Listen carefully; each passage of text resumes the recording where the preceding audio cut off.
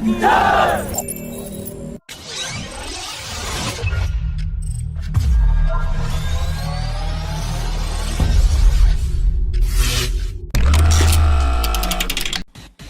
a significant development, the DRDO's Center for Airborne Systems has selected the Airbus C-295 for the indigenous multi-mission maritime aircraft program.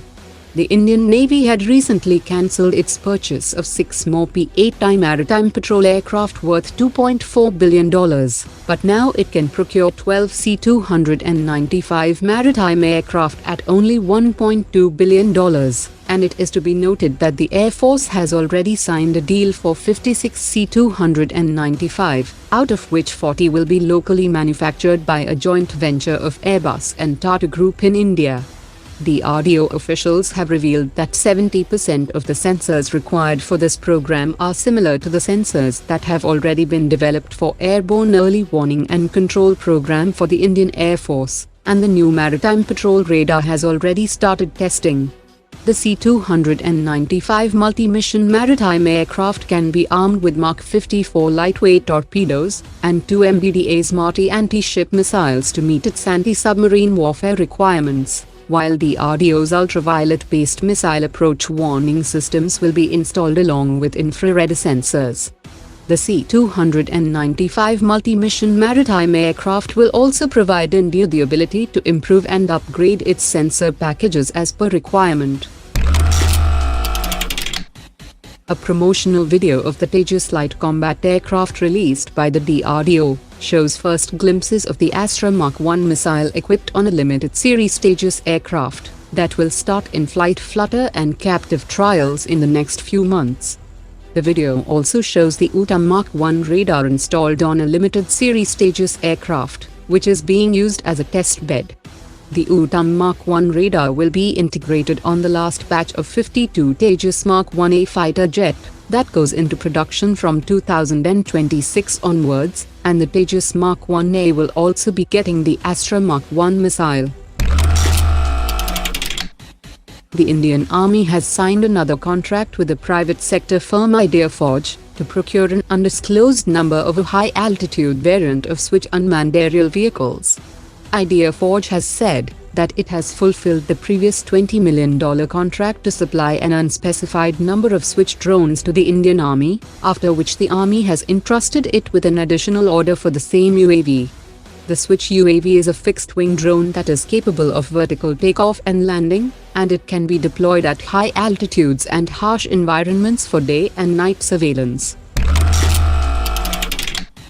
The National Aerospace Laboratories has started the development of a high-altitude platform UAV that will feature a new avionics suite for both autonomous and manual flying mode.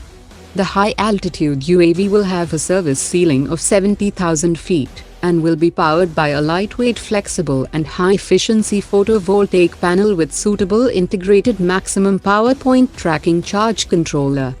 National Aerospace Laboratories has also started the procurement of raw materials for fabrication of the SARAS MK-II 19-seater light transport aircraft. The Indian Armed Forces have received the first batch of 70,000 rifles from Russia, which is a part of a larger 5,124 crore rupees contract to manufacture the AK-203 rifles in India. The first batch will be used by the Indian Air Force, while the rifles manufactured at the Korwa Rifle Factory will be delivered to the Indian Army, which is the main customer with more than 6 lakh units order. The full transfer of technology will start within 2 to 3 years. That will also enable the export of the AK-203 to friendly foreign nations. The Korwa Rifle Factory is being upgraded with a modern production line for AK-203 manufacturing, and a small testing range has also been established at the factory to carry out acceptance trials by the Army before taking delivery.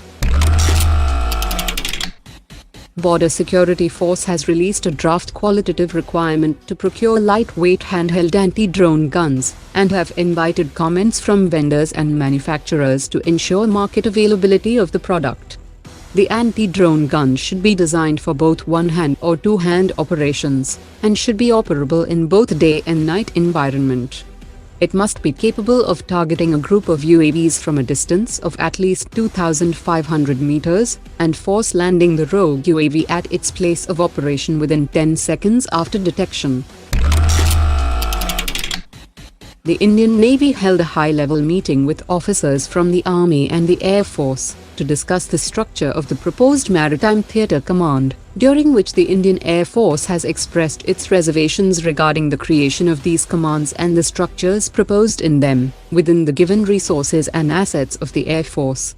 The creation of the Maritime Theatre Command will be announced on 15 August, and the aim is to create a functional Maritime Theatre Command by the end of this year.